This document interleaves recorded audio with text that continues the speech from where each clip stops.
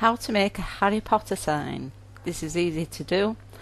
Get your fondant or your gum paste, roll it out to a nice thickness. Get your HP sign, which I do on the website and I will be putting a link up to. Turn it over onto your fondant and make sure it covers all the corners. Then press it down as firm as you possibly can on all sides until you know that it's quite deep in there.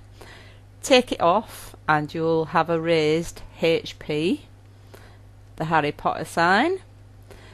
Cut this out very carefully around the HP sign, or if you want it all in one, cut it out as a block.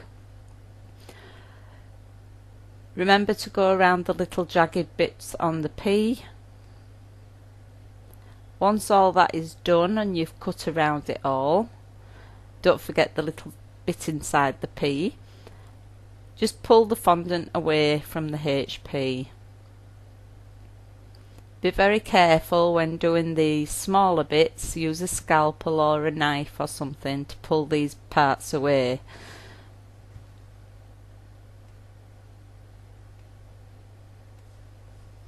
And there you're left with that. Just take out the P.